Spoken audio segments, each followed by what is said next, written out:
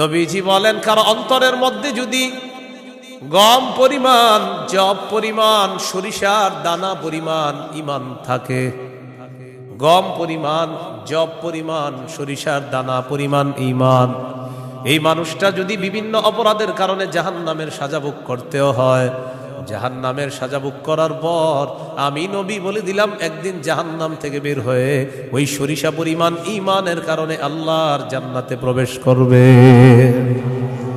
খাঁটি ঈমান, বিশুদ্ধ ঈমান, এটার মধ্যে কোনো ঝামেলা করা যাবে না।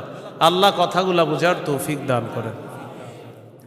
দোকানের শাটারটা লাগাইতেছেন, অর্ধেক শাটার আপনি নিছেন, মুয়াজ্জিন মসজিদের মধ্যে বলে কদ কামাতিস সালাহ, কদ কামাতিস সালাহ, নামাজ দাঁড়ায় গেছে, নামাজ দাঁড়িয়ে গেছে। এই টাইমে কাস্টমার এসে কয় 10,000 টাকার সদায় লাগবে, টেনশনে পড়ে গেলেন, নামাজ 10,000, নামাজ 10,000, নামাজ 10,000, পুরাই টেনশনে আছে। আল্লাহ তাআলা বলেন, সম্পদ যেন তোমাদেরকে আল্লাহর থেকে দূরে সরায় না দেয়। নামাজ দাঁড়িয়ে গেছে, আপনি শাটারও লাগাইতেছেন নামাজে যাওয়ার জন্য, আল্লাহ তাআলা বলেন, এই শোনো, সম্পদ যেন আল্লাহর থেকে দূরে সরায় না দেয়। কাস্টমার কয় 10,000, মুয়াজ্জিন কয় কদ কামাতিস সালাহ, টেনশনে পড়ে গেছে, কি করব? সূরা তাহার 132 নম্বর আয়াতে আল্লাহ বলেন, লা নাসআলুকা রিজকা নাহনু নারযুকুকা, নবী আপনার কাছে আমি রিজিক চাই না, আমি আপনারে রিজিক দেই। পরিবারকে নামাজের কথা বলেন, নিজে নামাজ পড়েন। নামাজের পর আল্লাহ তাআলা রিজিকের কথা কেন বললেন? কারণ রিজিকের টেনশনে মানুষ নামাজ থেকে দূরে থাকে। আল্লাহ বলেন, বান্দা তুমি নামাজে যাও, আমি তোমার থেকে রিজিক চাই না, আমি আল্লাহ তোমাকে রিজিক দিয়ে দেই। আল্লাহ তাআলা বলেন, ইন কানা আবাউকুম, যদি তোমাদের মা বাবা, ওয়া আবনাউকুম, যদি তোমাদের সন্তান, ওয়া ইখওয়ানুকুম, যদি তোমাদের ভাই বোন, ওয়া আজওয়াজুকুম, যদি তোমাদের বিবি, ওয়া আশিরাতুকুম, যদি তোমাদের পরিবার আত্মীয় স্বজন, ওয়া আমওয়ালুন ইখতারাফতুমুহা, যদি তোমাদের উপার্জিত সম্পদ, ওয়া তিজারাতুন তাখশাউনা কাসাদাহা, তোমাদের ব্যবসা, যেই ব্যবসায় লস হওয়ার টেনশনে থাকো, ওয়া মাসাকিনু তারদাউনাহা, যে বাসস্থান তোমরা অনেক ভালোবাসো, আহাব্বা ইলাইকুম মিনাল্লাহ ওয়া রাসূলিহি ওয়া জিহাদিন ফি সাবিলি, আল্লাহ তাআলা বলেন, এই 8টা জিনিস যদি আল্লাহ এবং তার রাসূল চাইতে তোমাদের কাছে বেশি প্রিয় হয়, ফাতারাব্বাসু, অপেক্ষা করো, হাত্তা ইয়াতি আল্লাহু বিআমরি, আল্লাহ তাআলা গজব নিয়ে আসার অপেক্ষা করো। বলি নাউযুবিল্লাহ। কি শিখলাম? এই 8 জিনিসের প্রতি আমাদের মহব্বত আছে বেশি। আল্লাহ বলেন, এইগুলা যদি আল্লাহর চেয়ে বেশি মহব্বতের হয়, নবীর চেয়ে বেশি মহব্বতের হয়, চেয়ে বেশি মহব্বতের হয়, তাহলে গজবের অপেক্ষা থাকো। তাহলে কি শিখলাম? এই 8 জিনিসের চাইতে আল্লাহকে বেশি ভালোবাসা, রসুলকে বেশি ভালোবাসতে হবে। আল্লাহ তৌফিক দান করেন। এখানে কয় জিনিসের ভালোবাসার কথা হলো? 8 জিনিসের ভালোবাসার কথা। এবার আমার সাথে বলেন, সাধারণত মৌলিকভাবে 2টা জিনিস আমাদেরকে আল্লাহর থেকে দূরে রাখে। 1 সম্পদ, 2 সন্তান। এই 2টা মৌলিকভাবে আমাদেরকে খালি আল্লাহর থেকে গাফেল করে দেয়। সূরা মুনাফিকুনের 9 নম্বর আয়াতে আল্লাহ বলেন, ইয়া আইয়ুহাল্লাযীনা আমানু লা তুলহিকুম আমওয়ালুকুম ওয়ালা আওলাদুকুম আন যিকরিল্লাহ। আল্লাহ তাআলা বলেন, হে ঈমানদারগণ, লা তুলহিকুম আমওয়ালুকুম ওয়ালা আওলাদুকুম, তোমাদের সম্পদ, তোমাদের সন্তান তোমাদেরকে যেন গাফেল করে না দেয়, আন যিকরিল্লাহ, আল্লাহর স্মরণ থেকে যেন গাফেল করে না দেয়। ইন্নাল্লাহু ওয়া রাসূলুহু আহাব্বা ইলাইহি মিম্মা সিওয়াহুমা ওয়া আন ইউহিব্বাল মারআ লা ইউহিব্বুহু ইল্লা লিল্লাহ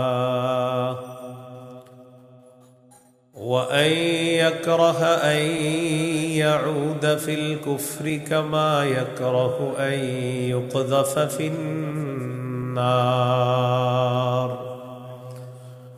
أو كما قال عليه الصلاة والسلام اللهم صل على محمد وعلى آل محمد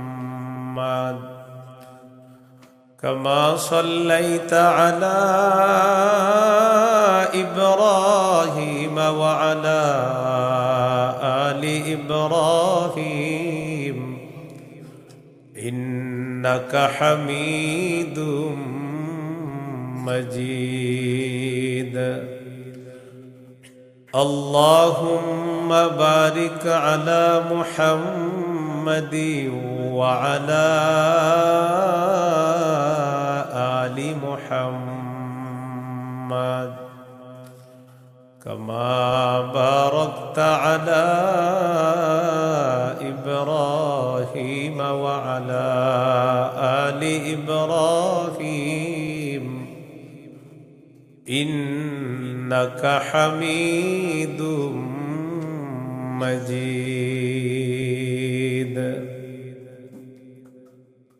اللهم إني أعوذ بك من شر لساني ومن شر سمعي ومن شر بصري ومن شر مني ভাই বক্সের আওয়াজ কমান ভাই বক্সের আওয়াজ কমান জামিয়া মুহাম্মাদিয়া ইমদাদুল উলুম মাদ্রাসা গাজীপুর রওজাতুস সালিহাত মহিলা মাদ্রাসা গাজীপুরের উদ্যোগে হাফেজ ছাত্রদের পাগড়ি প্রদান উপলক্ষে ষষ্ঠ বার্ষিক ইসলামী মহাসম্মেলনের গুরুত্বপূর্ণ আলোচনা পেশ করবেন আল্লামা মুফতি মিজানুর রহমান সাঈদ, প্রতিষ্ঠাতা পরিচালক শায়েখ Zakaria Islamic research centre Dhaka, প্রধান পৃষ্ঠপোষক অত্র জামিয়া।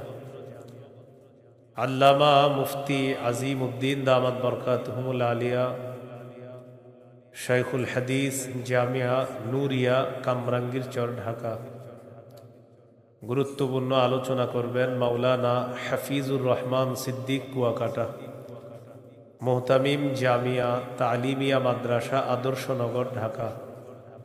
মুফতি আব্দুল হালিম মুফাসসিরে কোরআন খুলনা, মুফতি উবাইদুল্লাহ বিন সাঈদ ইমাম ও খতিব 22 মাইল কেন্দ্রীয় জামে মসজিদ কোনাবাড়ি গাজীপুর। উপস্থিত হযরত উলামায়ে কেরাম, মুসলমান ভাইয়েরা, আল্লাহ তাআলার দরবারে শুকরিয়া আদায় করছি। ভাই আওয়াজ বাড়ায়েন না, এক তো বক্সের আওয়াজ কমানোর পরে মাইক বাড়াইছেন, আবার বাড়ায়েন না, কমান আওয়াজ, কমান পরে বাড়ায়েন, আমার সময় যত পারেন কমান, আরো কমায় দিবেন। হ্যাঁ,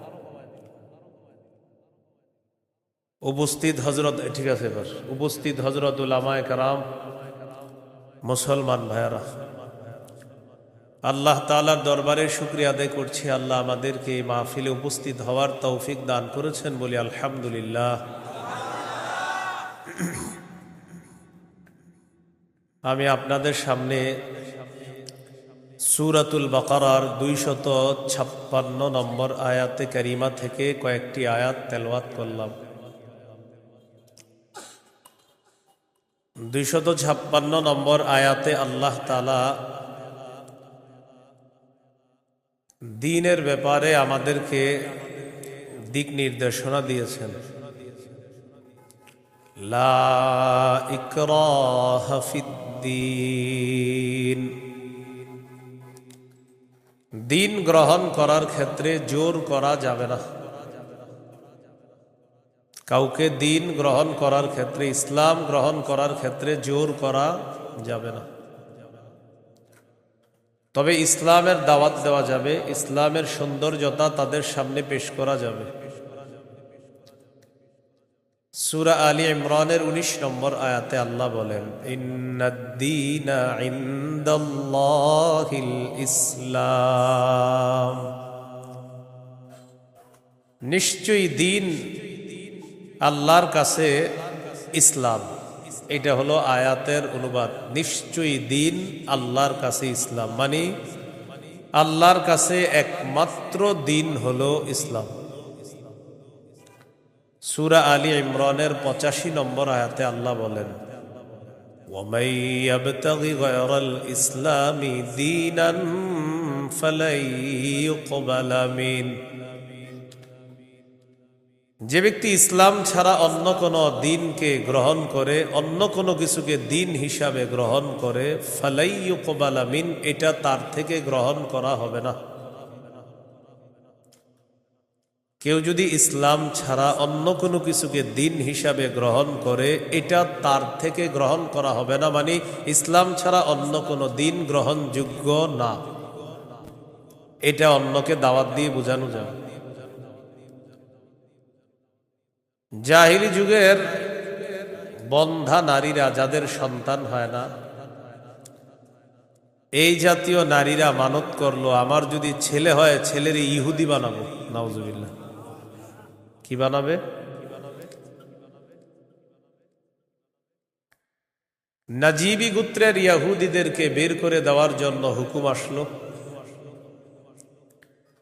ইহুদিদের আত্মীয় স্বজন যারা আছে তারা চিন্তা করলো, আমাদের আত্মীয় স্বজন যারা, তাদেরকে মুসলমান বানায়া মদিনায় রেখে দিই।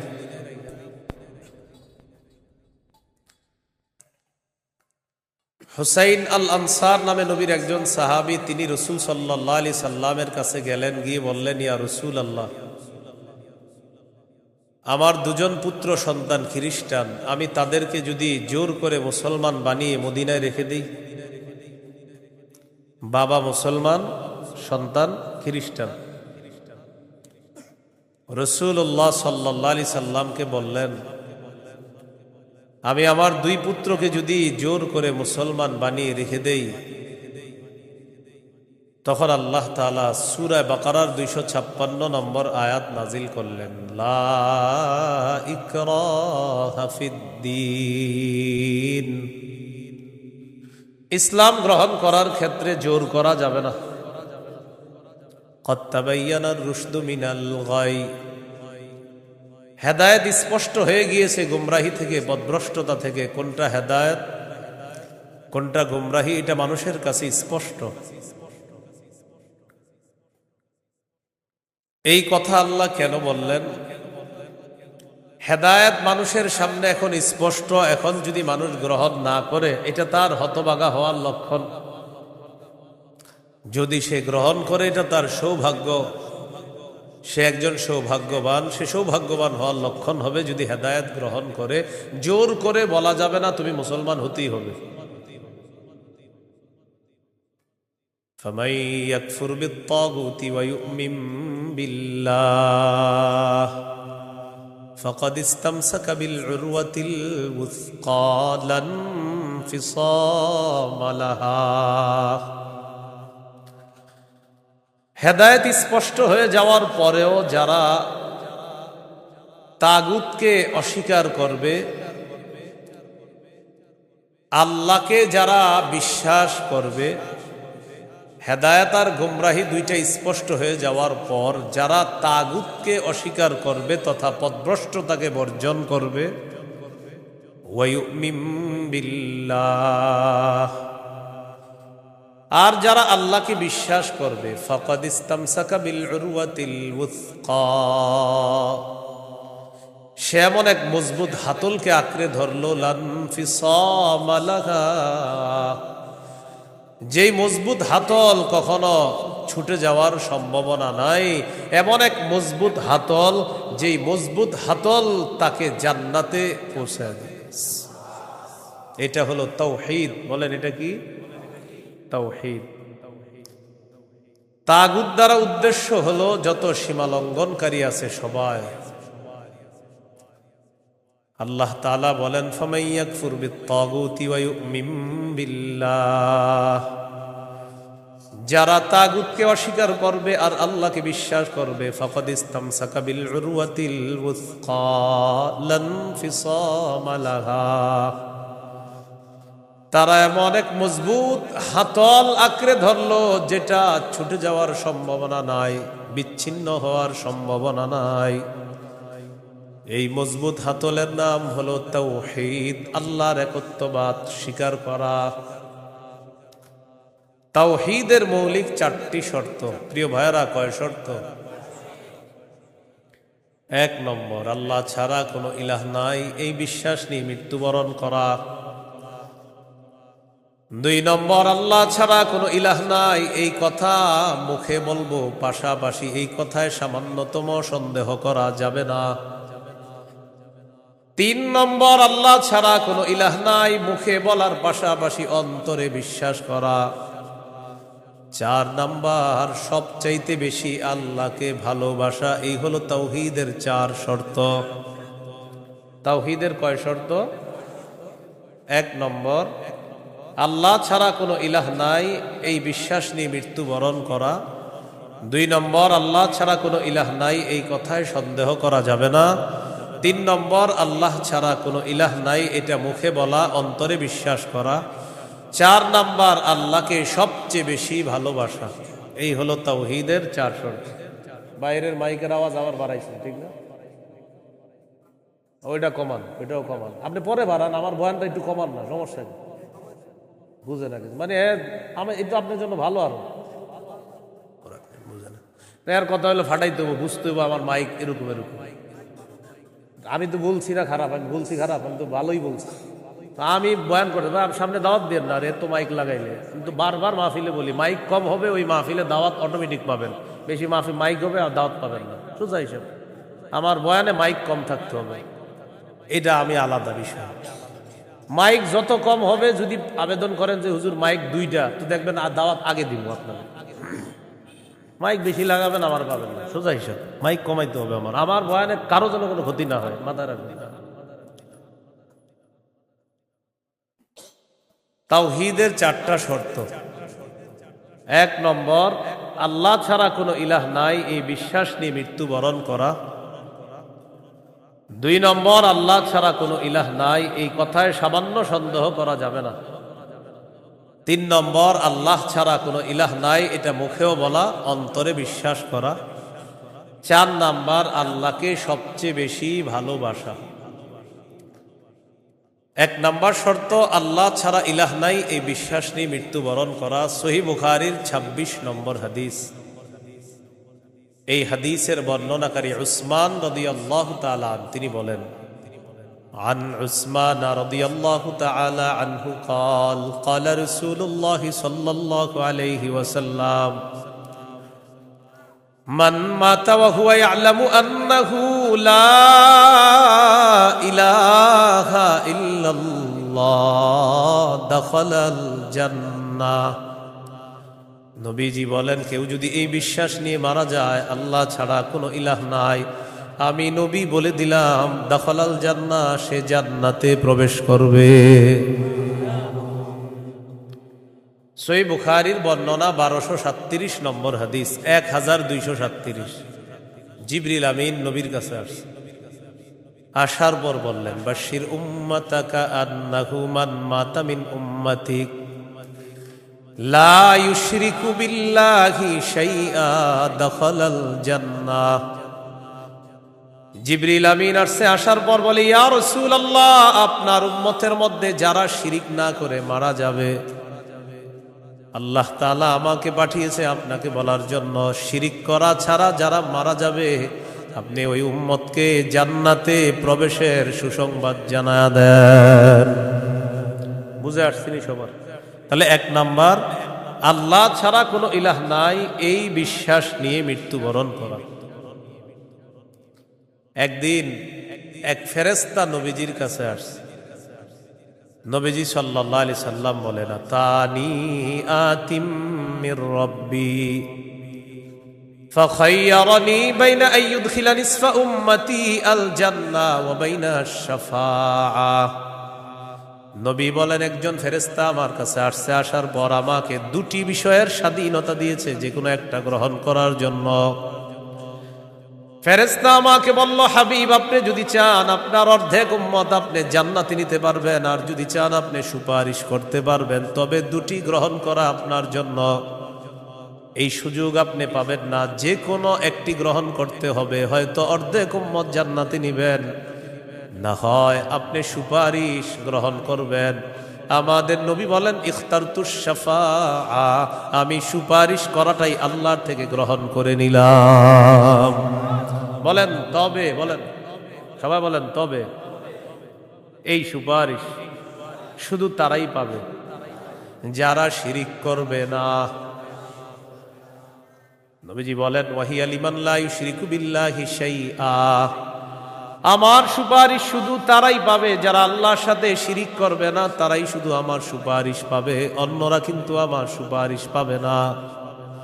সহিহ বুখারীর বর্ণনা ৯৯ নম্বর হাদিসে আল্লাহর নবীর সাহাবী আবু হুরায়রা রাদিয়াল্লাহু তাআলা আন নবীকে প্রশ্ন করলেন, মান আসআদুন নাসি বিশাফাআতিকা ইয়াউমাল কিয়ামাতি ইয়া রাসূলুল্লাহ।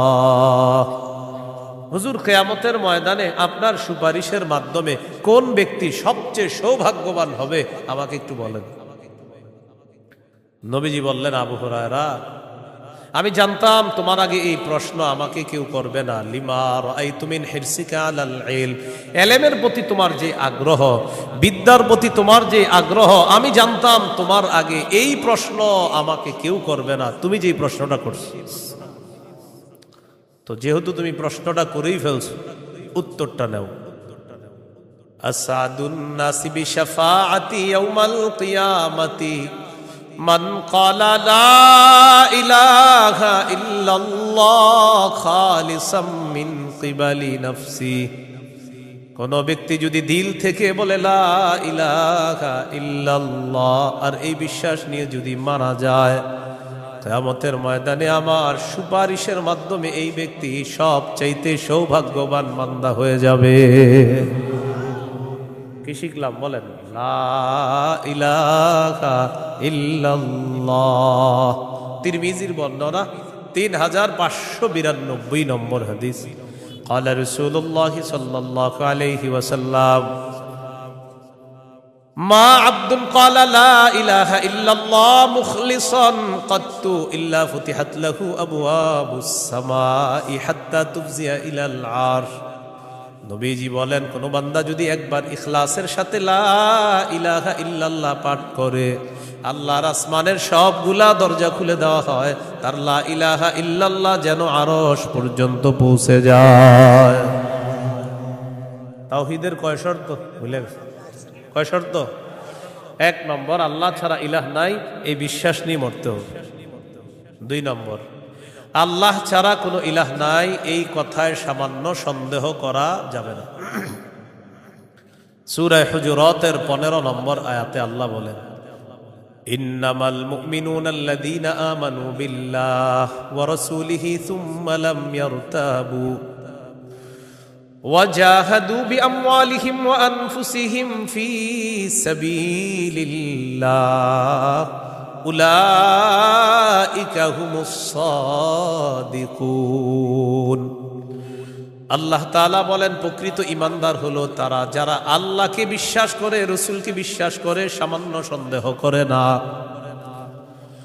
ওয়াজাহাদু বিআমওয়ালিহিম ওয়া আনফুসিহিম ফী সাবিলিল্লাহ, যারা নিজেদের জানমাল নিয়ে আল্লাহর রাস্তায় লড়াই করে।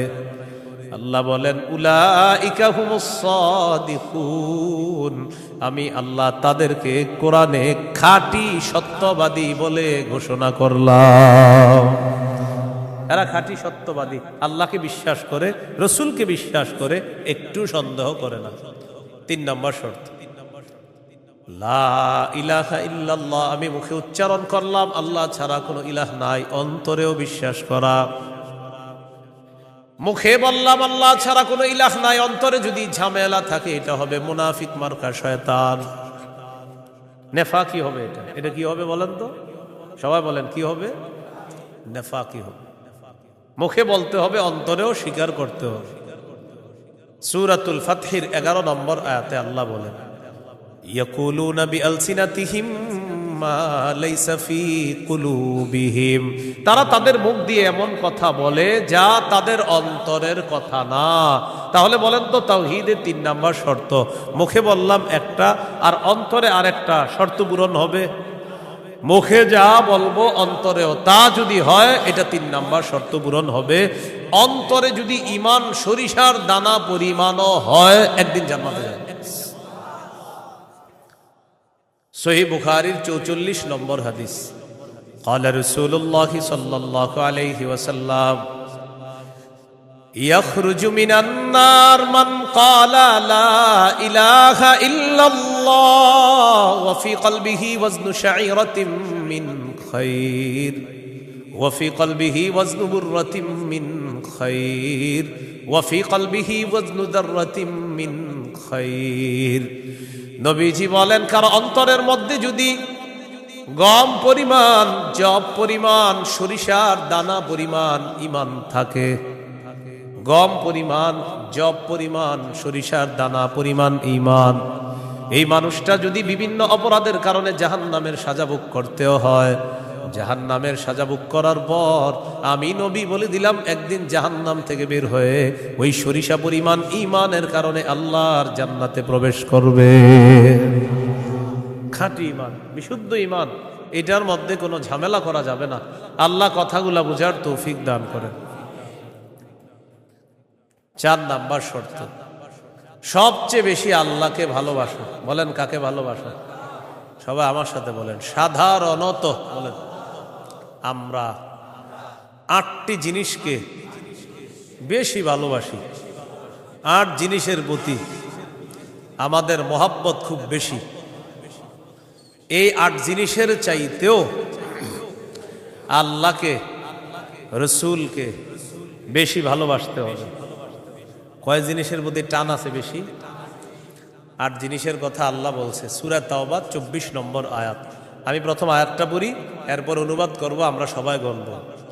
আল্লাহ তাআলা বলেন, কুল ইন কানা আবাউকুম ওয়া আবনাউকুম ওয়া ইখওয়ানুকুম ওয়া আজওয়াজুকুম ওয়া আশীরাতুকুম ওয়া আমওয়ালুন ইকতারাফতুমুহা ওয়া তিজারাতুন তাখশাউনা কাসাদাহা ওয়া মাসাকিনু তারদাউনাহা আহাব্বা ইলাইকুম মিনাল্লাহি ওয়া রাসূলিহি ওয়া জিহাদিন ফি সাবিলিহি ফাতারাব্বাসু হাত্তা ইয়াতিয়াল্লাহু বিআমরি। কত? আল্লাহ তাআলা বলেন, ইন কানা আবাউকুম, যদি তোমাদের মা বাবা, ওয়া আবনাউকুম, যদি তোমাদের সন্তান, ওয়া ইখওয়ানুকুম, যদি তোমাদের ভাই বোন, ওয়া আজওয়াজুকুম, যদি তোমাদের বিবি, ওয়া আশীরাতুকুম, যদি তোমাদের পরিবার আত্মীয় স্বজন, ওয়া আমওয়ালুন ইখতারাফতুমুহা, যদি তোমাদের উপার্জিত সম্পদ, ওয়া তিজারাতুন তাখশাউনা কাসাদাহা, তোমাদের ব্যবসা, যেই ব্যবসায় লস হওয়ার টেনশনে থাকো, ওয়া মাসাকিনু তারদাউনাহা, যে বাসস্থান তোমরা অনেক ভালোবাসো, আহাব্বা ইলাইকুম মিনাল্লাহ ওয়া রাসূলিহি ওয়া জিহাদিন ফি সাবিলি। আল্লাহ তাআলা বলেন, এই 8টা জিনিস যদি আল্লাহ এবং তার রাসূল আর চাইতে তোমাদের কাছে বেশি প্রিয় হয়, ফাতারাব্বাসু, অপেক্ষা করো, হাত্তা ইয়াতিয়াল্লাহু বিআমরি, আল্লাহ তাআলা গজব নিয়ে আসার অপেক্ষা করো। বলি নাউযুবিল্লাহ। কি শিখলাম? এই 8 জিনিসের প্রতি আমাদের মহব্বত আছে বেশি। আল্লাহ বলেন, এইগুলা যদি আল্লাহর চেয়ে বেশি মহব্বতের হয়, নবীর চেয়ে বেশি মহব্বতের হয়, বেশি মহব্বতের হয়, তাহলে গজবের অপেক্ষা থাকো। তাহলে কি শিখলাম? এই 8 জিনিসের চাইতে আল্লাহকে বেশি ভালোবাসা, রসুলকে বেশি ভালোবাসতে হবে। আল্লাহ তৌফিক দান করে। এখানে কয় জিনিসের ভালোবাসার কথা হলো? 8 জিনিসের ভালোবাসার কথা। এবার আমার সাথে বলেন, সাধারণত মৌলিকভাবে 2টা জিনিস আমাদেরকে আল্লাহর থেকে দূরে রাখে। 1 সম্পদ, 2 সন্তান। এই 2টা মৌলিকভাবে আমাদেরকে খালি আল্লাহর থেকে গাফেল করে দেয়। সূরা মুনাফিকুনের 9 নম্বর আয়াতে আল্লাহ বলেন, ইয়া আইয়ুহাল্লাযীনা আমানু লা তুলহিকুম আমওয়ালুকুম ওয়ালা আওলাদুকুম আন যিকরিল্লাহ। আল্লাহ তাআলা বলেন, হে ঈমানদারগণ, লা তুলহিকুম আমওয়ালুকুম ওয়ালা আওলাদুকুম, তোমাদের সম্পদ, তোমাদের সন্তান তোমাদেরকে যেন গাফেল করে না দেয়, আন যিকরিল্লাহ, আল্লাহর স্মরণ থেকে যেন গাফেল করে না দেয়। দোকানের শাটারটা লাগাইতেছেন, অর্ধেক শাটার আপনি নিছেন, মুয়াজ্জিন মসজিদের মধ্যে বলে কদ কামাতিস সালাহ, কদ কামাতিস সালাহ, নামাজ দাঁড়ায় গেছে, নামাজ দাঁড়িয়ে গেছে। এই টাইমে কাস্টমার এসে কয় 10,000 টাকার সদায় লাগবে, টেনশনে পড়ে গেলেন, নামাজ 10,000, নামাজ 10,000, নামাজ 10,000, পুরাই টেনশনে আছে। আল্লাহ তাআলা বলেন সম্পদ যেন তোমাদেরকে আল্লাহর থেকে দূরে সরায় না দেয়। নামাজ দাঁড়িয়ে গেছে, আপনি শাটারও লাগাইতেছেন নামাজে যাওয়ার জন্য, আল্লাহ তাআলা বলেন এই শোনো সম্পদ যেন আল্লাহর থেকে দূরে সরায় না দেয়। কাস্টমার কয় 10,000, মুয়াজ্জিন কয় কদ কামাতিস সালাহ, টেনশনে পড়ে গেছে, কি করব? সূরা তাহার 132 নম্বর আয়াতে আল্লাহ বলেন লা নাসআলুকা রিজকা নাহনু নারযুকুকা, নবী আপনার কাছে আমি রিজিক চাই না, আমি আপনারে রিজিক দেই। পরিবারকে নামাজের কথা বলেন, নিজে নামাজ পড়েন। নামাজের পর আল্লাহ তাআলা রিজিকের কথা কেন বললেন? কারণ রিজিকের টেনশনে মানুষ নামাজ থেকে দূরে থাকে। আল্লাহ বলেন বান্দা তুমি নামাজে যাও, আমি তোমার থেকে রিজিক চাই না, আমি আল্লাহ তোমাকে রিজিক দিয়ে দেই। সম্পদ আল্লাহর থেকে দূরে রাখে। আর হলো সন্তান, সারাদিন কান্নাকাটি করে না, যেই জোহর নামাজে রওনা করবেন ওই টাইমে কয় আমি চিপস খাবো, সারাদিন কানবে না। যখন নামাজে যাবেন তখন এর দুনিয়ার যত কিছু আছে সব খাইতে মন চায়, ইবলিস এসে খোঁচায় কয়টা কয়টা কয়টা।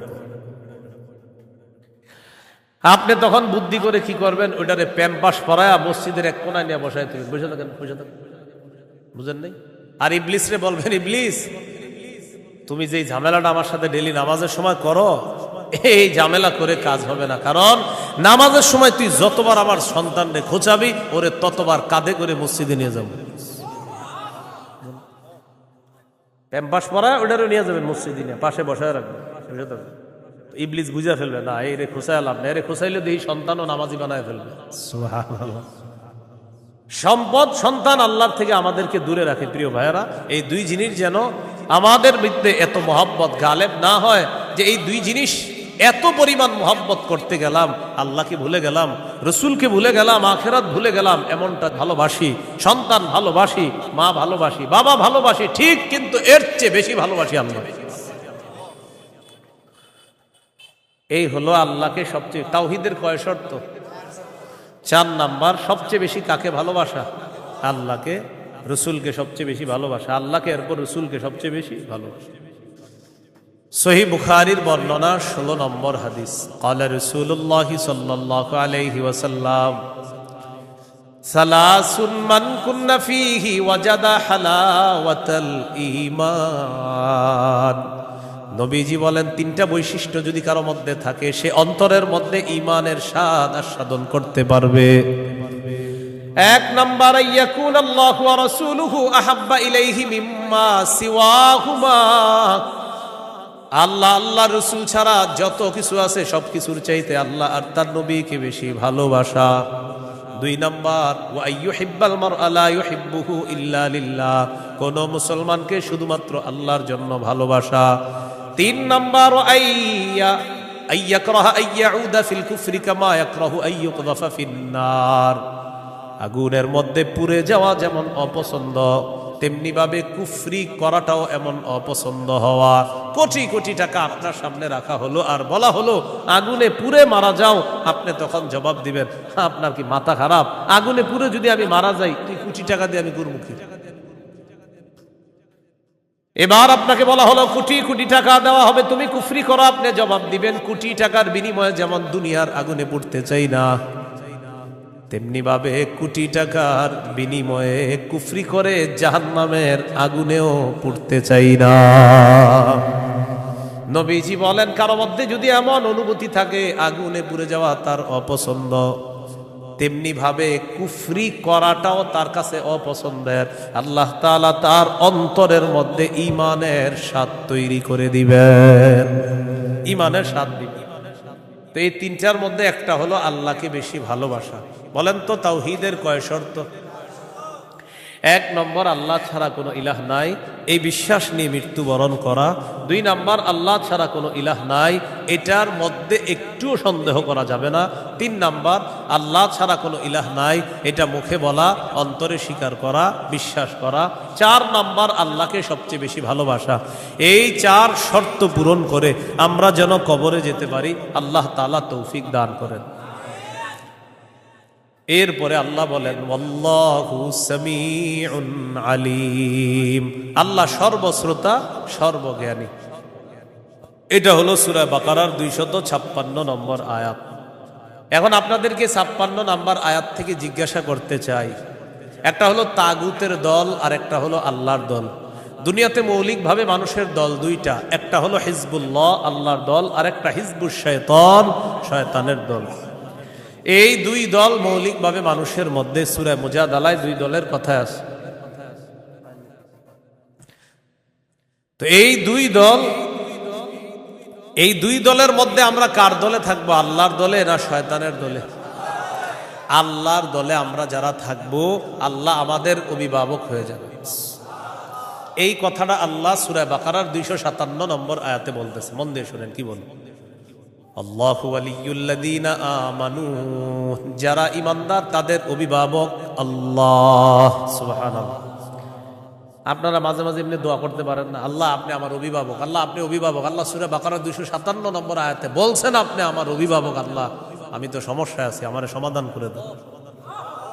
এভাবে বলতে হবে, আল্লাহ আপনি বলছেন আপনি আমার অভিভাবক, আল্লাহ আপনি আমার সমস্যা সমাধান করে দেন। এইভাবে আল্লাহকে বলতে হবে। আল্লাহু ওয়ালিয়ুল্লাযীনা আমানু, আল্লাহ বলেন যারা ঈমানদার তাদের অভিভাবক হলেন আল্লাহ। ইউখরিজুহুম মিনাজ যুলুমাতি ইলান নূর, আল্লাহ তাআলা অভিভাবক ঈমানদারদেরকে অন্ধকার থেকে বের করে আলোর দিকে আল্লাহ তাআলা নিয়ে যায়। ওয়াল্লাযীনা কাফারু আউলিয়াউহুমুত তাগুত, আর যারা কাফের তাদের অভিভাবক হলো শয়তান। বলেন তো ঈমানদারের অভিভাবক কে? কাফেরের অভিভাবক কে? উলাইকা আসহাবুন নারি হুম ফিহা খালিদুন। আল্লাহ বলেন যারা তাগুতের অনুসারী তারা চিরস্থায়ীভাবে জাহান্নামে থাকবে। বলি নাউজুবিল্লাহ। তাগুত বলা হয় যত সীমা লঙ্ঘনকারী আছে, জালেম, সব তাগুত। এই তাগুত এটা পুরুষ হোক আর মহিলা হোক, এই তাগুত যারা এরা জালেম অথবা জালেমা, সব তাগুত। তবে কষ্টের বিষয় আর দুঃখের বিষয়, আমরা বারবার এক তাগুত ছেড়ে আরেক তাগুতকে ধরি। এক তাগুত ছেড়ে আরেক তাগুতকে কি করি? ধরি। কেন ধরি জানেন? বৃষ্টি থেকে বাঁচার জন্য ঝর্ণা নিচে এসে দাঁড়ায় আর কি। কোথায় দাঁড়াই? বাঁচার জন্য কি থেকে কোথায় এসে দাঁড়াই? এক তাগুতকে ছেড়ে আরেক তাগুত ধরা, বানি বৃষ্টি থেকে বাঁচার জন্য ঝর্ণার নিচে এসে দাঁড়ায়। ভাই কিছু ঘটনাকে ঝর্ণার নিচে কেন? আর বললেন না বাইরে বৃষ্টি, তো এনে কি? এই জন্য মনে রাখবেন, শত্রু এটা কখনো বন্ধু হবে না। এরে আপনি যতই মনে করেন বন্ধু, এই শত্রু সব সময় শত্রু। সূরা মাঈদার 51 নম্বর আয়াতে আল্লাহ বলে দিয়েছেন।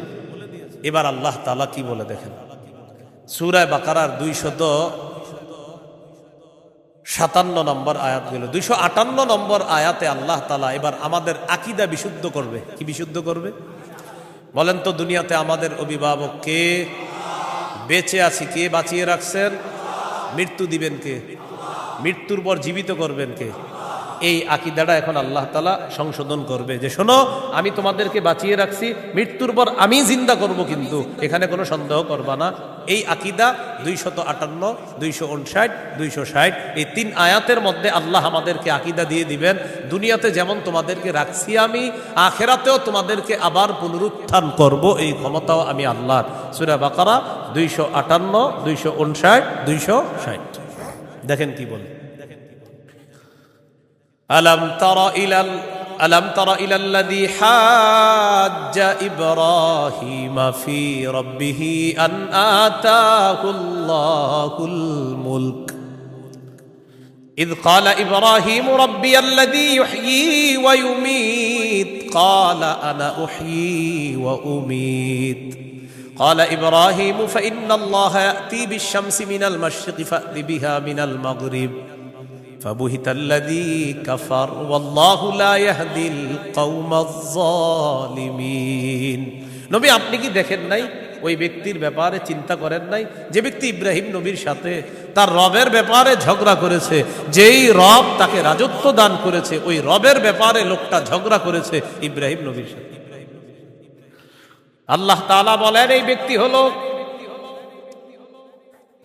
বাবেল শহরের বাদশাহ নমরুদ। ইব্রাহিম নবীর সাথে ঝগড়া লাগছে, এই কারণে নমরুদকে আল্লাহ তাআলা রাজত্ব দান করছে। রাজত্ব পাওয়ার পর নমরুদ কয় আমি খোদা। ইব্রাহিম নবী বললেন আমার রব রব্বি আল্লাযী ইহয়ী ওয়া ইউমীত, আমার রব হলেন তিনি যিনি জীবন দেয়, যিনি মৃত্যু দান করেন। নমরুদ পাল্টা জবাব দিয়ে বলে ক্বালা আনা উহয়ী ওয়া উমীত, আমিও তো জীবন দেই আমিও তো মৃত্যু দেই। নাউজুবিল্লাহ। হ্যাঁ, ইব্রাহিম নবী বললেন রব তিনি যিনি জীবন দেয় মৃত্যু দেয়। নমরুদ কথা আমিও তো জীবন দিই মৃত্যু দিই। ইব্রাহিম নবী তাহলে কি করতে হবে? আমারও রব মানো, কারণ আমিও জীবন দিই মৃত্যু দিই। ইব্রাহিম নবী বললেন কিভাবে? জেলখানা থেকে দুইজন আসামি ধরে আনছে, একজনকে মেরে ফেলছে আর একজনকে ছেড়ে দিছে। মারার পর বলে এই যে দেখো আমি মৃত্যু দিলাম, ছেড়ে দেওয়ার পর বলে এই যে দেখো আমি জীবন দিলাম। কি ইন্টারন্যাশনাল পদ্ধতির জীবন মৃত্যু! হ্যাঁ, দুইজনকে ধরে আনছে, একটাকে হত্যা করছে আর একটাকে ছেড়ে দিছে। হত্যা করার পর বলে দেখো জীবন দিলাম মৃত্যু দিলাম, জীবন দিলাম কিভাবে? আর একটাকে ছেড়ে দিছে, এটা ছেড়ে দেওয়ার পর বলছে আমি তাকে জীবন দিলাম। আপনারা বলেন এটা কি জীবন মৃত্যু? ইব্রাহিম নবী চিন্তা করলেন এরে এমন এক কথা বলে আটকাইতে হবে যেই কথার পরে আর ঝগড়া করবে না। قال إبراهيم فإن الله يأتي بالشمس من المشرق فأت بها من المغرب। ইব্রাহিম নবী বললেন আমার রব আল্লাহ প্রতিদিন সূর্য পূর্ব দিক থেকে উঠায়, তুমি পশ্চিম দিক থেকে উঠায় দাও। তুমিও তো রব, তোমার দাবি অনুযায়ী। নাউজুবিল্লাহ। ফাবুহিতাল্লাযী কাফার, আল্লাহ তাআলা বলেন যে ঝগড়া করছে নমরুদ কাফের, ধরাশয়ী হয়ে গেল, ঝগড়ায় হেরে গেল। মুফাসসিরিনে কেরাম বলেন নমরুদ পাল্টা বলতে পারতো ইব্রাহিম আমি সূর্য পশ্চিম দিক থেকে উঠাতে পারবো না, তোমার রব আল্লাহ প্রতিদিন পূর্ব দিক থেকে সূর্য উঠায়, আমি তো পারবো না। তুমি তোমার রব আল্লাহকে বলো সূর্যটা যেন পশ্চিম দিক থেকে উঠায় দেখায় দেয়। মুফাসসিরিনে কেরাম বলেন নমরুদ বুঝে শুনেই পাল্টা চ্যালেঞ্জ দেয় নাই। কেন দেয় নাই? নমরুদ কিন্তু চ্যালেঞ্জ দিতে পারতো পাল্টা, ইব্রাহিম তুমি আমারে বললা আমি যেন সূর্য পশ্চিম দিক থেকে উঠাই, তোমার রব যেহেতু পূর্ব দিক থেকে উঠায়, তো পাল্টা প্রশ্ন করতে পারতো নমরুদ ইব্রাহিম আমি তো পারলাম না, তোমার রব আল্লাহকে বলো আল্লাহ যেন সূর্যটা পশ্চিম দিক থেকে উঠায় দেখায়। মুফাসসিরিনে কেরাম বলে নমরুদ এটা বুঝে শুনেই পাল্টা প্রশ্ন করে নাই, কারণ নমরুদ জানে এই প্রশ্ন করলে ইব্রাহিম চ্যালেঞ্জ গ্রহণ করবে, আল্লাহকে বলবে আল্লাহ সাথে সাথে সূর্য পশ্চিম দিক থেকে উঠায় দেখায়। আর এটা যদি করে ফেলে নমরুদের দল ছোট হয়ে যাবে, হালকা হয়ে যাবে। এই জন্য নমরুদ আর পাল্টা চ্যালেঞ্জ দেয় নাই। বলেন তো নমরুদকে রাজত্ব দিয়েছিল কে? দেওয়ার পর বলে আমি খোদা। কি বলে? আমি খোদা। এই জন্য প্রিয় ভাইয়েরা সামনের দিকে যাদেরকে আমরা শাসন ক্ষমতায় বসাবো, যাদেরকে আমরা দায়িত্ব দিব, বুঝে শুনে দায়িত্ব দিতে হবে। কি শুনে? বলেন আমার সাথে প্রতিদিন 2 রাকাত অতিরিক্ত নফল নামাজ পড়ব, পড়ার পর 3টা দোয়া করব। 1 নাম্বার আল্লাহ, বলেন আল্লাহ কিয়ামতের আগে বাংলাদেশে আর কোন নারী প্রধান চাই না। হ্যাঁ, কি প্রধান চাই না? সবাই জোরে বলেন কেন? আরো জোরে বলেন, আরো জোরে, আরো জোরে। قال رسول الله صلى الله عليه وسلم لا يفلح قوم ولوا امرهم امرأتان। নবীজি বলেন ওই জাতি কিছুতেই কখনোই সফল হবে না যেই জাতি তাদের নেতৃত্বে কোনো নারীকে বসায় দেয়। আপনি বুঝেন আর না বুঝেন আমার নবীর কথা সঠিক। তো এই জন্য এই একটা বিষয়ে দোয়া করবেন। 2 নাম্বার দোয়া বলেন আল্লাহ মরার আগে বাংলাদেশে শরিয়া আইন দেখে যেতে চাই। কি আইন? দেয়ালে দেয়ালে লিখে দিবেন শরিয়া আইন চায় না তারা। বলেন, কোনো না কোনো অপরাধে অপরাধী যারা। বলেন আমার সাথে, শরিয়া আইন চায় না তারা, কোনো না কোনো অপরাধে অপরাধী যারা। চোর শরিয়া আইন চাইবে না, হাত কাটা যাবে।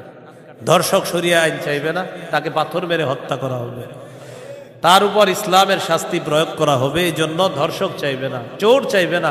আমাদের দেশে যদি আসলে শরিয়া আইন চালু হয়, বিগত দিনের শুধু চুরির বিচার করতে করতে সুপ্রিম কোর্ট হাইকোর্টের বিচারপতিরা ক্লান্ত হয়ে যাবে। শুধু চুরির বিচার হলে, কিসের বিচার? এটা 2 নাম্বার দোয়া করবেন। 3 নাম্বার দোয়া বলেন, আল্লাহ আমাদের দেশে এমন একজন শাসক দিয়ে দেন,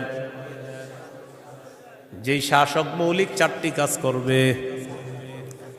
1 নাম্বার নামাজ কায়েম করবে, 2 নাম্বার যাকাত প্রতিষ্ঠিত করবে, 3 নাম্বার সৎ কাজের আদেশ করবে, 4 নাম্বার অসৎ কাজের নিষেধ করবে। সবাই বলেন দলিল, বলেন দলিল। সূরা হজ 41 নম্বর আয়াত। কোন সূরা? কত নম্বর আয়াত? এই আয়াতে আল্লাহ বলেন, আল্লাযীনা ইম্মাক্কান্নাহুম ফিল আরদি আকামুস সালাহ ওয়া আতাউয যাকাতা ওয়া আমারু বিল মারুফি ওয়া নাহাউ আনিল মুনকার। আল্লাহ তাআলা বলেন, আমি যাদেরকে দুনিয়ার শাসন ক্ষমতায় বসাই তাদের মৌলিক কাজ হবে 4টা। 1 নাম্বার আকামুস সালাহ, তারা রাষ্ট্রীয়ভাবে নামাজ কায়েম করতে হবে। রাষ্ট্রের প্রত্যেকটা নাগরিক যেন নামাজ পড়ে, এই দায়িত্ব পালন করতে হবে। 2 নাম্বার ওয়া আতাউয যাকাত, যাকাতের বিধান রাষ্ট্রীয়ভাবে চালু করতে হবে। আমাদের দেশে যদি রাষ্ট্রীয়ভাবে যাকাতের বিধান চালু হয়ে যায়, আর সব ধনীরা যদি 1 বছর যাকাত আদায় করে, কয় বছর? ওই বছর সুদ বলবে, যাকাত তুমি ভালো থেকো, আমি সুদ বিদায় নেই। কয় বছর? 1 বছর যদি যাকাত যারা দেয়, এরা যদি দেয়, সুদ বলবে, যাকাত তুমি থাকো, আমি চলে যাই, কারণ আমার আর থাকার জায়গা নাই। বলেন আমার সাথে, সুদে ফকির আরো ফকির হয়, যাকাতে ফকির আরো ধনী হয়। দলিল ইবনে মাজাহ 2279 নম্বর হাদিস। আবার বলেন, বলেন, সুদে ফকির আরো ফকির হয়, যাকাতে ফকির ধনী হয়। বলেন আমাদের এই রাষ্ট্র সুদ ভিত্তিক হওয়ার কারণে এখন আমরা সবাই মোটামুটি ভিক্ষুক। কারণ আমাদের প্রত্যেকের মাথা পিছু 1,07,000 টাকা ঋণ। তো আপনি কোথায় ধনী? সুদের শেষ পরিণতি ভিক্ষা। এটা আপনার যদি বুঝে না আসে, কিছু করার নাই। আমার নবীর কথা যেটা বলবে নবী, আজ হোক কাল হোক, সেটা ফলবেই, কোনো সন্দেহ নেই। তো আমরা দাবি করি 90% মুসলমান, এখানে অর্থ ব্যবস্থা সুদ ভিত্তিক। এই জন্য আমরা স্লোগান পাল্টাবো, বলেন দারিদ্র বিমোচনে সুদ নয় যাকাত। বলেন তো দারিদ্র বিমোচনে কি? দারিদ্র বিমোচনে সুদ নয় যাকাত। এগুলা দেয়ালে লিখে দিবেন যে দারিদ্র বিমোচনে সুদ নয় যাকাত। লিখে দিবেন দারিদ্র বিমোচনে সুদ নয় যাকাত। লিখবেন সুদে ফকির আরো ফকির হয়, যাকাতে ফকির আরো ধনী হয়। নমরুদকে রাজত্ব দিছে আল্লাহ তাআলা, সে এখন বলে আমি খোদা। বলেন নাউজুবিল্লাহ। বলেন জীবন মৃত্যু কে দেয়? এটা হলো সূরা বাকারা 258 নম্বর আয়াত। 259 নম্বর আয়াতটা শোনার আগে আগে বুঝেন। এক ব্যক্তি এক এলাকার সামনে দিয়ে যাইতেছে, যাওয়ার সময় দেখে কি এলাকার সবগুলা ঘর বাড়ি ছাদের উপরে পড়ে রয়েছে, নিচে ছাদ, উপরে ঘর বাড়ি। আপনাদের এলাকার ছাদ কি নিচে থাকে না বাড়ির উপরে থাকে? কয়েকজন কইছে, মানে অন্যদের ঘর বাড়ির ছাদ নিচে থাকে। ঘর বাড়ির ছাদ কই থাকে? এটা প্রথমে বললেন না কেন? মানে প্রথমে কয়েকজন কইছে কয়েক উপরে, মানে অন্যদের ছাদগুলা নিচে। আপনাদের ঘর বাড়ির ছাদ কই? তো এই কথাটা প্রথমে বললে সমস্যা ছিল কি? এক ব্যক্তি যাইতেছে এক এলাকার সামনে দিয়ে, যাওয়ার সময় দেখে ঘর বাড়ি সব ধ্বংস হয়ে পইরা রয়েছে, নিচে হইল ছাদ, উপরে ঘরবাড়ি। উনি এই বিষয়ে দেখা সাথে সাথে বললেন, আল্লাহু আকবার, আল্লাহ কত মহান, এদেরকে ধ্বংস করলেন আল্লাহ, আবার আল্লাহ কিভাবে জিন্দা করবে, এটা ওনার সন্দেহ না, এটা ওনার কি না সন্দেহ না, এটা উনি বিস্ময় প্রকাশ করতেছে, আল্লাহ কত মহান, আবার কিভাবে আল্লাহ জিন্দা করবে, এটা মুখ দিয়ে বলে ফেলছে। সাথে সাথে আল্লাহ তাকে মৃত্যু দিচ্ছে। 100 বছর মৃত অবস্থায় রাখছে। কয় বছর? 100 বছর মৃত অবস্থায় রাখছে। 100 বছর পর জিন্দা করছে। জিন্দা করার পর তাকে জিজ্ঞাসা করলেন, আপনি কয় বছর মৃত অবস্থায় ছিলেন? তো জবাব দিলেন, 1 দিন বা আধা দিন। আল্লাহ তাআলা বললেন, আপনি 100 বছর ছিলেন মরা। কয় বছর? ওই যে উনি বলছিলেন মরাকে আল্লাহ কিভাবে জিন্দা করবে, আল্লাহ দেখাই দিতেছে। আপনার খানা পানির দিকে তাকান, তো তাকাইছে খানা পানির দিকে, তাকায় দেখে খানা পানি পচে নাই। সুবহানাল্লাহ। কয় বছর?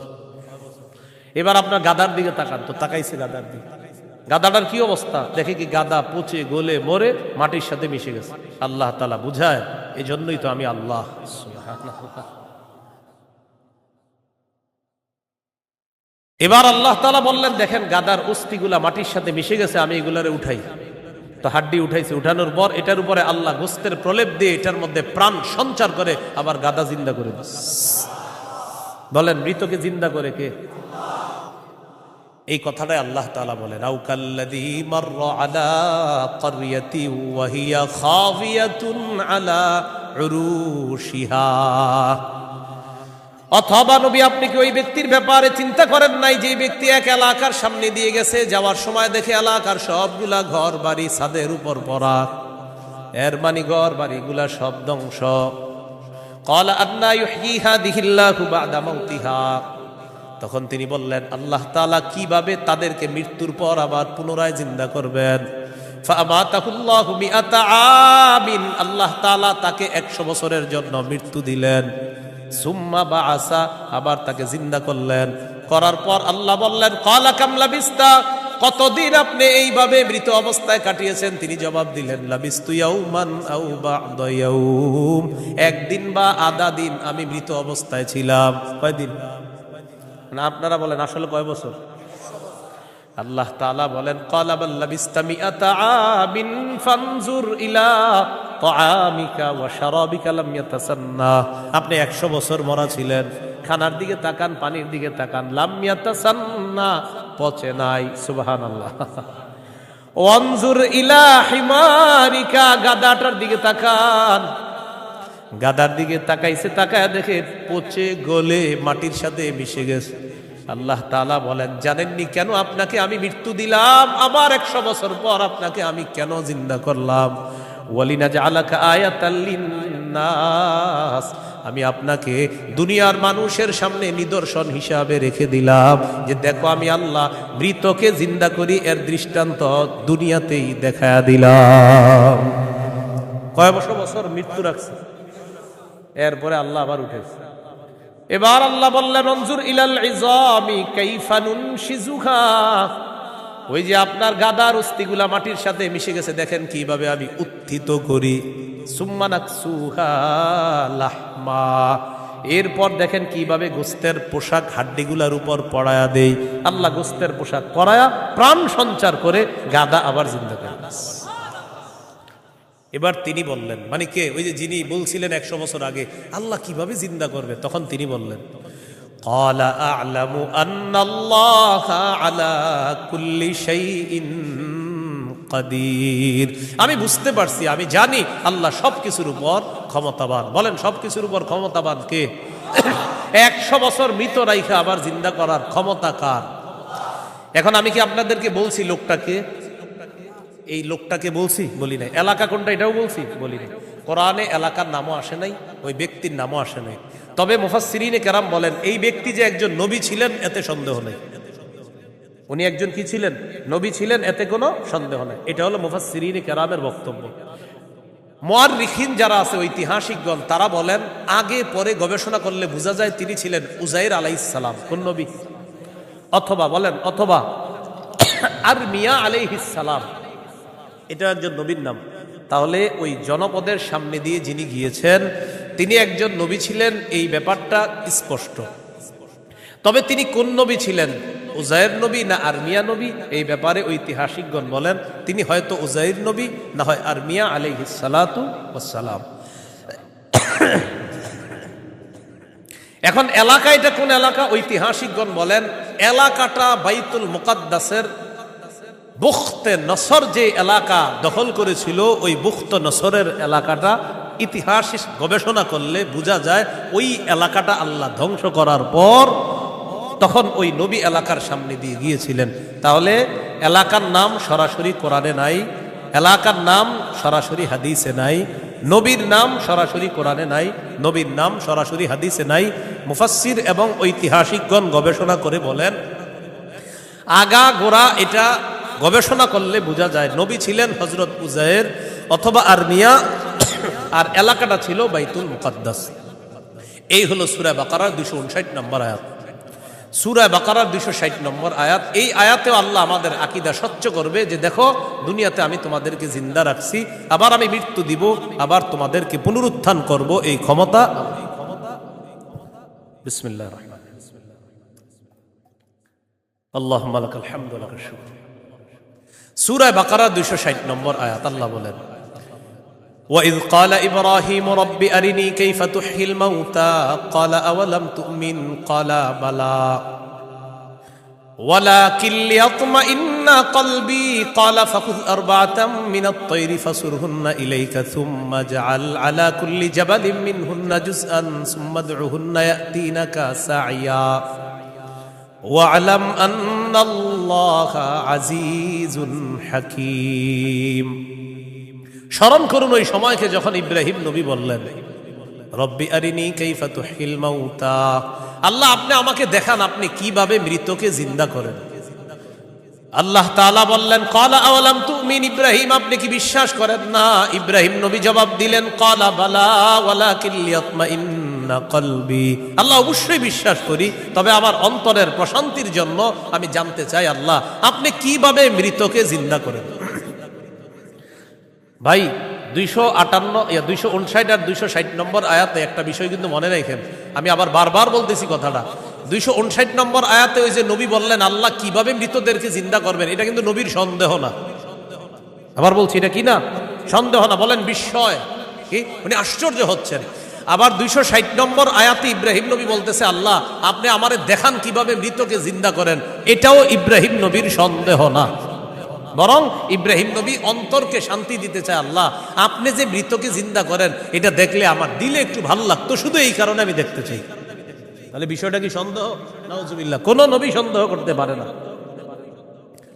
তো আল্লাহ তাআলা বললেন ক্বালা ফাকুজ আরবাতাম মিনাত তাইর, ইব্রাহিম আপনি 4টা পাখি ধরেন, ফাসুরহুন্না ইলাইকা, এই 4টি পাখি আপনি বসে আনেন, আপনার আয়ত্তে আনেন। আয়াতে আনার পর সুম্মা জাআল আলা কুল্লি জাবালিম মিনহুন্না জুজআ, 4টা পাখিকে আপনি চূর্ণ বিচূর্ণ করে টুকরা টুকরা করে ফেলবেন। টুকরা টুকরা করার পর এই পাখিগুলার টুকরা টুকরা বিভিন্ন পাহাড়ের মধ্যে আপনি ছিটায় দিবেন। কোন পাখির টুকরাটা কোন পাহাড়ের মধ্যে আছে এটা আপনার জানা নাই। এবার আপনি তাদের নাম ধরে আপনি ডাকবেন। আল্লাহ তাআলা বলেন আমার হুকুমে যেই যেই পাখির টুকরাগুলা যেই পাহাড়ের মধ্যে আছে ওই টুকরাগুলা আমি আল্লাহ প্রত্যেক পাহাড় থেকে আলাদা আলাদা করে একত্রিত করে অবিকল ওই পাখির মধ্যে প্রাণ সঞ্চার করে দিব। পাখি আপনার সামনে উঠতে উঠতে উপস্থিত হয়ে যাবে। তো আল্লাহ বলেন ফাসুরহুন্না ইলাইকা, এটা আপনি বসে আনেন, আয়াতটা আনেন। সুম্মা জাআল আলা কুল্লি জাবালিম মিনহুন্না জুজআ, এগুলার টুকরা টুকরা করে আপনি পুরা সব একসাথে করে ফেলবেন। এখন বলেন তো 4 পাখি একসাথে টুকরা টুকরা করলে কোন পাখির টুকরা কোথায় আছে এটা কি বলা যাবে? ইব্রাহিম নবীকে বললেন আলাদা আলাদা পাহাড়ের মধ্যে রেখে দেন। রাখার পর এবার আপনি ডাক দিবেন। ডাক দেওয়ার পর দেখবেন ওই আলাদা টুকরাগুলা একত্রিত হয়ে যেই যেই পাখির টুকরা আমি আল্লাহর হুকুমে ওই পাখির শরীরে যাবে, আমি প্রাণ সঞ্চার করে দিব, পাখি আপনার সামনে উঠতে উঠতে উপস্থিত হয়ে যাবে। শেষে আল্লাহ বলেন ওয়ালাম, জেনে রাখেন আল্লাহ আজিজুল হাকিম, আল্লাহ মহাপরাক্রমশালী, আল্লাহ মহাপ্রজ্ঞাময়। 3টি বিষয়। 1 নাম্বার বলেন আল্লাহর কাছে মনোনীত ধর্মের নাম কি? ইসলাম। ইসলামের দাওয়াত অন্যের সামনে দেওয়া যাবে কিনা? যাবে। ইসলাম গ্রহণে কাউকে কি জোর করা যাবে? দুই নম্বর, মৌলিকভাবে মানুষের দল কয়টা? দুইটা। একটা কার দল? আল্লাহর দল। আর একটা কার দল? শয়তান। ইমানদারের অভিভাবক কে? কাফেরদের অভিভাবক কে? শয়তান। তিন নম্বর, আমাদেরকে দুনিয়াতে জীবিত রাখছে কে? মৃত্যু দিবে কে? মৃত্যুর পর আবার জিন্দা করবেন কে? এই তিনটি বিষয় সূরা বাকারার 256 থেকে 260 নম্বর আয়াত পর্যন্ত আমরা জানলাম। আল্লাহ তাআলা আমাদের সকলকে আকীদা বিশুদ্ধ করে স্বচ্ছ করে আমরা যেন মরা। দুই নম্বর, আল্লাহ ছাড়া কোনো ইলাহ নাই, সন্দেহ করা যাবে না। তিন নম্বর, আল্লাহ ছাড়া কোনো ইলাহ নাই এটা মুখে বলা, অন্তরে বিশ্বাস করা। চার নম্বর, আল্লাহ ছাড়া কোনো ইলাহ নাই এই কথা তখন প্রমাণ হবে যদি আমি সবচেয়ে বেশি আল্লাহকে ভালোবাসি। বলেন তো কয় জিনিসকে সাধারণত বেশি ভালোবাসি আমরা? 8 জিনিস। এই 8 জিনিস থেকেও কাকে বেশি ভালোবাসতে হবে? আল্লাহ। আল্লাহ তাআলা আমাদের সকলকে আজকের সূরা বাকারার 256 থেকে 60 নম্বর আয়াত পর্যন্ত মৌলিক মূল তিনটি কথা ছিল। এক নাম্বার, আল্লাহর কাছে মনোনীত ধর্ম ইসলাম, এটা গ্রহণ করতে হবে, বাকি গ্রহণ করার ক্ষেত্রে কাউকে জোর করা যাবে না। দুই নাম্বার, একটা শয়তানের দল, একটা আল্লাহর দল। আল্লাহর দলের অভিভাবক আল্লাহ, শয়তানের দলের অভিভাবক মানে যারা, তাদের অভিভাবক হলো শয়তান। তাগুত যারা, যারা ইহুদি খ্রিস্টান, তাদের অভিভাবক হলো শয়তান। তিন নাম্বার, আল্লাহ জীবিত রাখছে, আল্লাহ মৃত্যু দিবেন, আল্লাহ আবার জিন্দা করবেন। এই আকীদা, বিশুদ্ধ স্বচ্ছ আকীদা নিয়ে যেন আমরা কবরে যেতে পারি। আল্লাহ তাআলা তৌফিক দান করেন। সুবহানাল্লাহি ওয়া বিহামদিহি, সুবহানাকাল্লাহুম্মা ওয়া বিহামদিকা, আশহাদু আল্লা ইলাহা ইল্লা আনতা, আস্তাগফিরুকা ওয়া আতুবু ইলাইক। আমিন ওয়া আখিরু দাওয়ানা আলহামদুলিল্লাহি রাব্বিল আলামিন। আসসালামু আলাইকুম।